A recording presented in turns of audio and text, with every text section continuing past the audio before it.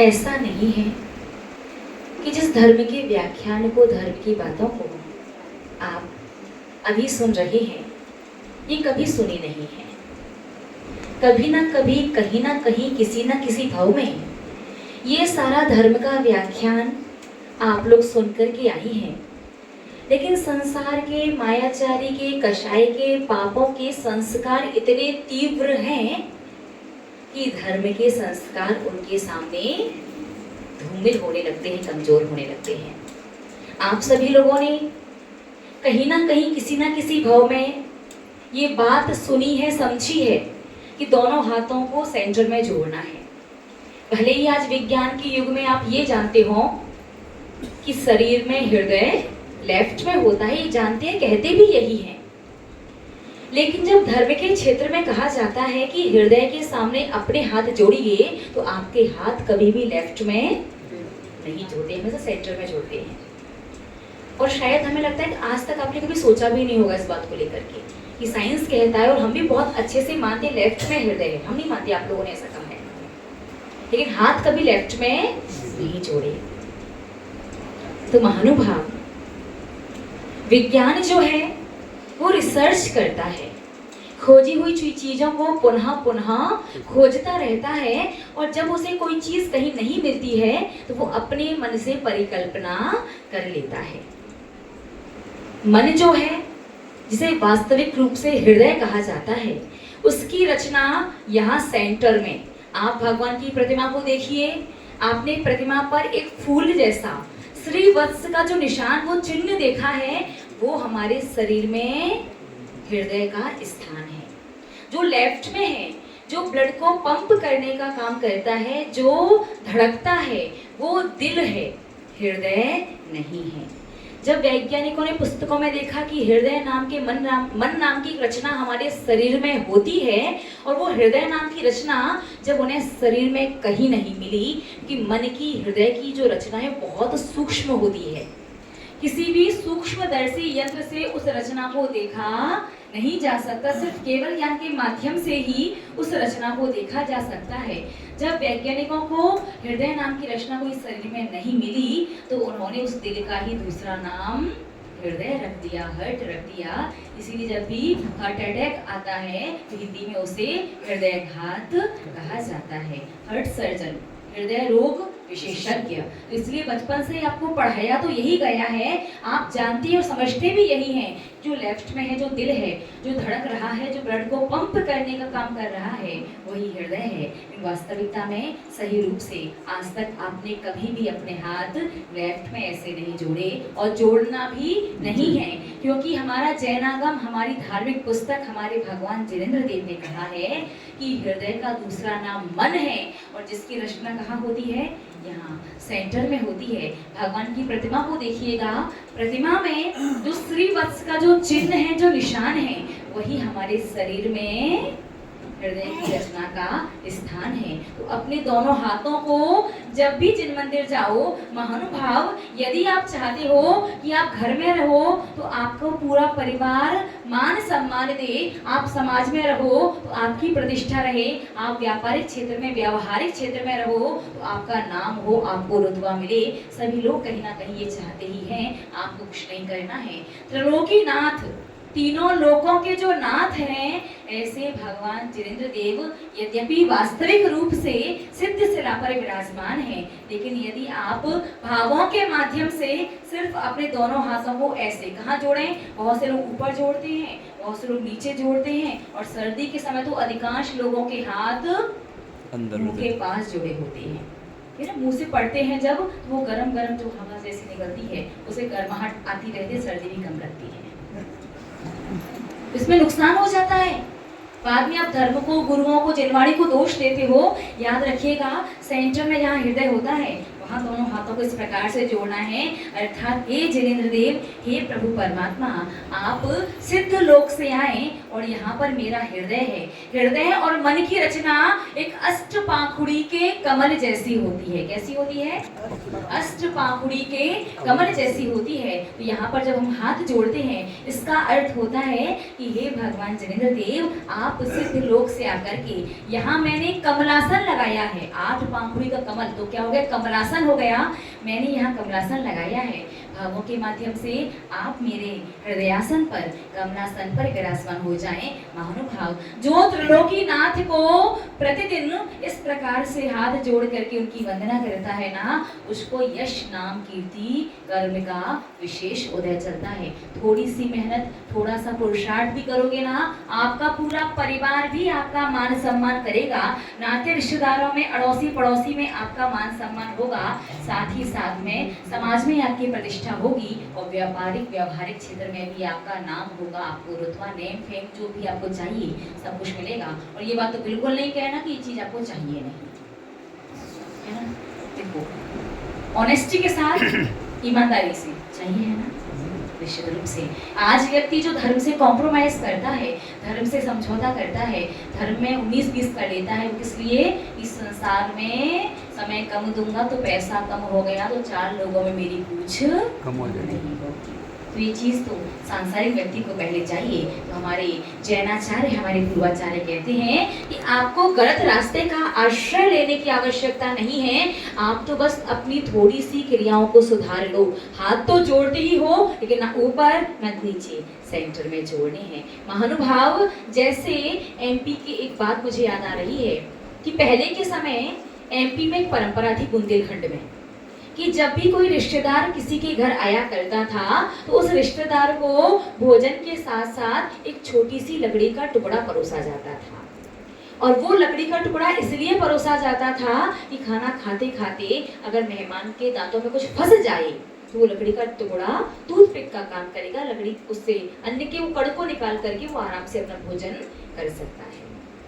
हुआ ये कि एक घर में बड़े बेटे का विवाह हुआ, बड़ी बहू आई। उस बड़ी बहू ने देखा कि सासू माँ जी जब भी किसी मेहमान को भोजन परोसती हैं, रिश्तेदार को भोजन परोसती हैं, थाली के साथ साथ छोटी सी लकड़ी का टुकड़ा परोसती हैं। एक दिन घर में सासू माँ जी नहीं थी, मेहमान आ गए, छोटी लकड़ी का टुकड़ा था नहीं, तो बड़ी बहू ने थोड़ा सा बड़ा लकड़ी का टुकड़ा परोस दिया। कुछ समय बाद घर में दूसरे नंबर की बहू आई। उसने देखा कि बड़ी भाभी जो है वो थोड़ी सी बड़ी लकड़ी का टुकड़ा मेहमान को भोजन की थाली के साथ परोसती हैं। एक दिन हुआ ये कि घर में ना सासू माँ थी ना बड़ी बहू थी, मेहमान आ गए। सेकंड नंबर की बहू थी, उस दिन थोड़ा बड़ा टुकड़ा था नहीं, तो उसने 1 फुट का टुकड़ा चूल्हे में से निकाल करके परोस दिया। थोड़ा समय व्यतीत हुआ, घर में सबसे छोटी बहू आई। उसने देखा कि वो 1 फुट का लकड़ी का टुकड़ा जब भी कोई मेहमान आता है तो भोजन की थाली के साथ परोसा जाता है। कुछ समय बाद हुआ ये कि घर में ना बड़ी बहू थी, ना बीच की बहू थी, ना सासू माँ जी थी, मेहमान आ गए, छोटी बहू थी। उसने देखा कि 1 फुट का लकड़ी का टुकड़ा परोसना है थाली के साथ, मेहमान आ चुके हैं, 1 फुट का लकड़ी का टुकड़ा था नहीं। उसने अपने स्वामी जी से, पतिदेव से कहा कि बाहर नीम का पेड़ लगा है, जा करके छोटा सा एक लकड़ी का टुकड़ा तोड़ करके लेकर के आओ। अब स्वामी जी तो स्वामी जी, पुरुष वर्ग थोड़े से दिलेर होते हैं, उसे इतना मंगाओ इतना लेकर के आते हैं ना। तो उन्हें सोचा इतना बड़ा लकड़ी का पेड़ है, 1 फुट का लकड़ी का टुकड़ा क्या लेकर के जाऊं, तो पूरा 1 हाथ का डंडा लेके आ गए। अब स्वामिनी जी ने भी सोचा कि जब स्वामी जी ने कंजूसी नहीं दिखाई तो मैं भी तोड़ के कंजूसी क्यों दिखाऊं। तो थाली के साथ साथ मेहमान को वो 1 हाथ का डंडा भी परोस दिया। अब 10 मिनट हो गए लेकिन मेहमान भोजन ना करे। क्यों नहीं करे? अब वो ये सोचे कि भोजन के बाद में भोजन भी खाओ और मिठाई भी खाओ।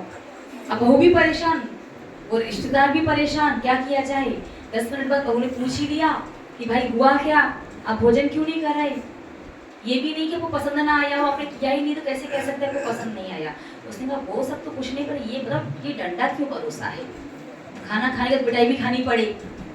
तो छोटी बहू ने कहा देखो सीधी सिंपल सी बात ऐसी है, मुझे नहीं पता क्यों परोसा जाता है। मैंने तो 1 फुट का डंडा अपनी बड़ी भाभी को परोसे देखा था, आज उतना बड़ा था नहीं, 1 हाथ का था, मैंने पूरा परोस दिया। उसी समय दूसरे नंबर की बहू वापस आ गई, उनसे पूछा कि भैया 1 फुट का डंडा क्यों परोसते हैं आप लोग। दूसरे नंबर की बहू ने कहा, देखो बात सीधी सिंपल सी ऐसी है, पता तो मुझे भी कुछ नहीं है। मैंने बड़ी भाभी को इतना बड़ा टुकड़ा परोसते देखा था, एक दिन उतना बड़ा था नहीं तो मैंने 1 फुट का परोस दिया। उतने में उनकी बड़ी भाभी जी आ गई, घर की सबसे बड़ी बहू। उनसे पूछा कि इतना बड़ा टुकड़ा क्यों परोसते हो? उसने कहा, देखो भैया बात तो ऐसी कि पता तो मुझे भी कुछ नहीं है। मैंने सासू माँ जी को देखा कि वो इतना छोटा सा टुकड़ा परोसती थी, एक दिन उतना टुकड़ा था नहीं, मैंने थोड़ा सा बड़ा परोस दिया। समय से सासू माँ जी भी आ गई, उनसे पूछा, भाई आप लकड़ी का टुकड़ा क्यों परोसते हैं? तो सासू माँ जी ने बताया कि भाई दांत में कुछ फंस जाए तो पूरे दिन भर जीभ फिर वही जाती है, मेहमान परेशान हो जाएगा। तो संकोच में वो टूथपिक मांगे या ना मांगे, पहले ही वो लकड़ी का छोटा सा टुकड़ा परोस देते थे। तो लकड़ी का टुकड़ा धीरे धीरे डंडे में बदल गया। ऐसे ही कभी कभी कहीं कहीं हम भी धार्मिक क्रिया तो सही कर रहे हैं, जो हाथ ऐसे जोड़ करके भगवान की वंदना करनी थी, दर्शन करने थे, वो हाथ ऐसे कब हो जाते हैं, ऐसे कब हो जाते हैं, ऐसे कब आ जाते हैं, पता ही नहीं चलता। और फिर जब भी जीवन में विपरीत समय आता है, संकट आता है, परिस्थिति आती है, और जब सबसे ज्यादा परीक्षा की घड़ी आती है, तो हम सारा की सारा दोष एक शास्त्र गुरु को लगा देते हैं। भगवान के दर्शन से कुछ नहीं होता। हाँ, साधु संतों का तो काम ही एक ही है। स्वयं ने तो सब कुछ छोड़ दिया और चाहते कि संसार के प्राणी भी सबको छोड़ छाड़ के मंदिर में आके बैठ जाए। माँ जिनवाणी में तो कितने सारे उपाय, कितनी सारी चीजें लिखी हैं, बचपन से कर रहे हैं, 55 में आ गए, आज तक तो कुछ लाभ लिखा नहीं है, पता नहीं आगे क्या होगा। महानुभाव, हम ये नहीं कह रहे कि धर्म से फल नहीं मिलता, लाभ नहीं होता, क्योंकि आज भी धर्म में वही शक्ति है जो चौथे काल में हुआ करती थी। आज भी धर्म का वही फल मिलता है जो चौथे काल में मिला करता था। लेकिन आज यदि कहीं आपको आपके धर्म का फल नहीं मिल रहा, इसमें गलती किसकी है? हमारी। कहीं ना कहीं आपकी गलती हो रही है। धर्म आज भी नमोकार मंत्र में वही शक्ति, देव दर्शन में वही शक्ति, गंधोदक में वही शक्ति, लेकिन कहीं ना कहीं हमें लगता है कि उसकी वास्तविक शक्ति से, वास्तविक प्रभाव से, फल से आप लोग कहीं ना कहीं वंचित हो। तो अपन को बहुत लंबा चौड़ा घंटों का धर्म ना तो सीखना है, ना उसमें उलझना है। अपन को तो आधा 1-2 मिनट का भी धर्म करो, लेकिन आपका धर्म सही होना चाहिए। क्वांटिटी से ज्यादा क्वालिटी पर ध्यान देना है। तो बात थी हाथ कैसे जोड़ने हैं। बस समझ में पहले कहाँ जोड़ने हैं? हृदय के सन्मुख। शरीर में हृदय कहाँ होता है? सेंटर में, मध्य में। हृदय का दूसरा नाम मन भी है। लेफ्ट में क्या है? लेफ्ट में जो है वो दिल है, जो धड़कने का और ब्लड को पंप करने का कार्य करता है। लेकिन हृदय की रचना कैसी है? बहुत सूक्ष्म है, जिसे किसी भी माइक्रोस्कोप वगैरह से, सूक्ष्मदर्शी यंत्र वगैरह से देखा नहीं जा सकता। इसलिए वैज्ञानिक लोग क्या मानते हैं? विज्ञान क्या कहता है कि दिल का ही दूसरा नाम हृदय है। ठीक है, कॉन्सेप्ट क्लियर हुआ ना? तो हाथ कहाँ जोड़ने हैं फिर? सेंटर में। अब जोड़ने कैसे हैं? श्रीफल की तरह। क्यों? तो इसके 2 उत्तर हैं। पहली बात तो श्रीफल जो है, यद्यपि 10 प्रकार के कल्प वृक्ष वो अलग होते हैं, लेकिन पंचम काल के अनुसार श्रीफल को कल्प वृक्ष का फल कहा जाता है। किस चीज का फल? कल्प वृक्ष का फल, क्योंकि उसकी हर एक चीज का उपयोग होता है, कोई भी चीज व्यर्थ नहीं जाती। और दूसरा सबसे प्रमुख रीजन कि श्रीफल जो है वो हमारे जीवन से लेकर के मृत्यु तक को परिभाषित करता है। अर्थात पूरा जीवन यापन करने के लिए सिर्फ श्रीफल बराबर वस्तु की आवश्यकता है। श्रीफल के अंदर पानी होता है, प्यास लगोगे पी लो। श्रीफल के अंदर वो गिरी होती है, भूख लगे तो खा लो। छत बनाने के लिए उसका वो हार्ड नरेटिव वाला हिस्सा होता है, हार्ड वाला हिस्सा समझते हैं ना, उसकी छत बना लो। और कपड़े और नीचे का फर्श बनाने के लिए उसकी जटाएं होती हैं। और जीवन यापन करने के लिए मुख्यतया इतनी ही चीजों की आवश्यकता है।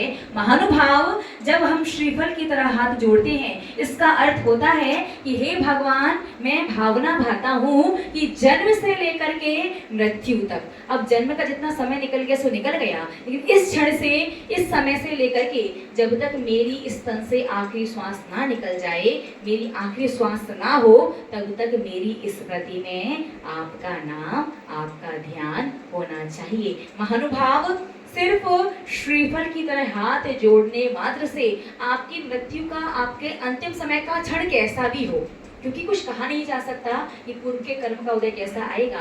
आप आराम से धर्म ध्यान के साथ, गुरुओं के उपदेश के साथ संसार से जाओगे, या वेंटिलेटर पर जाओगे, हार्ट अटैक से जाओगे, या किसी एक्सीडेंट से जाओगे, कुछ कहा नहीं जा सकता। लेकिन जो भी व्यक्ति प्रतिदिन देव दर्शन करते समय अपने दोनों हाथों को श्रीफल की तरह जोड़ करके भगवान जिनेंद्र देव के दर्शन करता है, उस व्यक्ति की अंतिम श्वास हमेशा भगवान के नाम की स्मृति के साथ ही निकलती है। और जिसने अपने जीवन की अंतिम श्वास भगवान के स्मरण के साथ ली है, समझ लीजिए उस व्यक्ति की दुर्गति नहीं हो सकती। और इस भाव में यदि आपने अपने आप को दुर्गति में जाने से बचा लिया तो आपका कल्याण जल्दी हो जाएगा। क्योंकि इस पंचम काल के बाद छठवां काल आएगा, छठवें के बाद पुनः छठवां आता है, फिर पांचवा आता है। और इस भाव में यदि आपने अपने आप को दुर्गति में जाने से नहीं बचाया तो आप थोड़े टाइम के लिए पहले नरक जाओगे, फिर नरक से छठवें काल में आओगे, और फिर लंबे टाइम के लिए पुनः नरक जाओगे।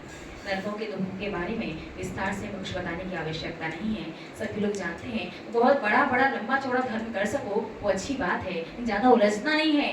जैन धर्म सबसे सरल, सबसे आसान, सबसे सच्चा, सबसे अच्छा धर्म है, और जैन धर्म को ही सबसे ज्यादा मुश्किल और कठिन बना दे। इतना कठिन कि कभी कभी तो देख करके ऐसा लगता है भैया भाग जाओ, हमें नहीं, आजकल के युवा वर्ग और बच्चों को तो इतना मुश्किल, इतना कठिन बनाने की आवश्यकता नहीं है।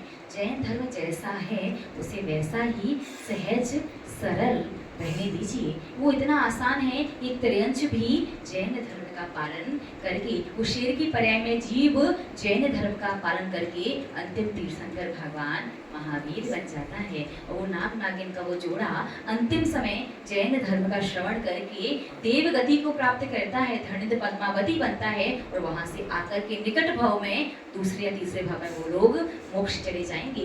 वो एक कुत्ता, एक श्वान मरते हुए भी जैन धर्म को श्रवण करके देव पर्याय को प्राप्त करता है।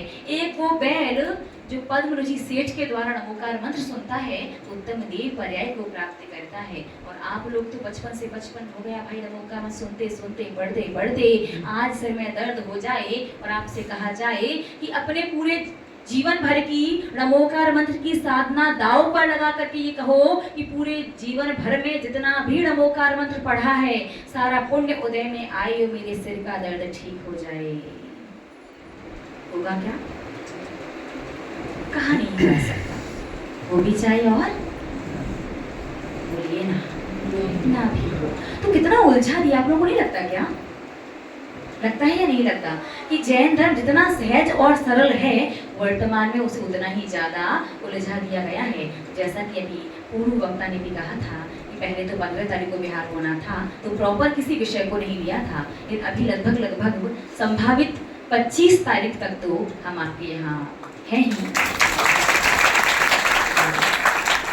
उसके बाद जो मेरी छोटी माता जी हैं, उनके थोड़े स्वास्थ्य की अनुकूलता को देख करके आरेका संघ का आगे बिहार होगा, और हमारा बिहार हो भी गया तो एक आचार्य संघ आपके यहाँ आने वाला है। तो कल से अपन प्रॉपर पूरा व्यवस्थित एक विषय को पूरा लिंक शुरू करते हैं, ताकि अपन डेली एक पूरा प्रॉपर विषय समझ सकें। कुछ यहाँ से कुछ वहाँ से लेंगे तो आधा अधूरा सा रह जाएगा। ठीक है, आपके 2-3 कॉन्सेप्ट क्लियर हो गए। फर्स्ट, ताली कैसे बजानी है। सेकेंड, थ्योरी को ना बिलीव नहीं करो, थ्योरी के साथ प्रैक्टिकल एग्जाम भी दे पूरे नंबर से पास। सेकंड, अभिषेक के समय ताली बजाने से सामूहिक पुण्य का बंद हो सकता है, जिसका फल पूरे परिवारीजन को भी मिल सकता है। सेकंड, आपने समझा कि शांति धारा के समय ताली नहीं बजानी है, हाथ श्रीफल की तरह जोड़ने हैं। क्यों जोड़ने हैं? यदि पूरे देव दर्शन की क्रिया में एक बार भी पूरे टाइम जोड़ करके रखें, अच्छी बात है। अगर एक बार भी 1 सेकंड के लिए भी ऐसे हाथ जोड़े हैं, डेली जोड़ते हैं, तो क्या होगा? आपकी अंतिम श्वास भगवान की याद के साथ निकलेगी, जिससे आपकी दुर्गति नहीं होगी। अब कल से अपन एक एक करके सारे विषय को, और आपने समझा कि देहरी छूनी चाहिए या नहीं? क्यों नहीं छूनी चाहिए? पूजनीय नहीं है, क्योंकि पंचेंद्रिया मनुष्य की मारने की भाव हिंसा वाला, हिरण्यकश्यप की मृत्यु की अनुमोदना वाला पाप लगता है। दूसरा, सबके पैरों की गंदगी उस देहरी पर आती है, वो हाथों में आ गई, गंदगी के साथ द्रव्य चढ़ी तो रोग बीमारी वाला भयंकर कर्म हृदय में आता है। तो आप लोग बहुत अच्छे श्रावक हैं। हमने इतने दिनों में जितना विषय सुनाया है आपको शॉर्ट में सारा विषय याद हो गया है। तो मिलते हैं कल पुनः एक प्रॉपर नए विषय के साथ और अपन लिंक वाइज लिंक उसे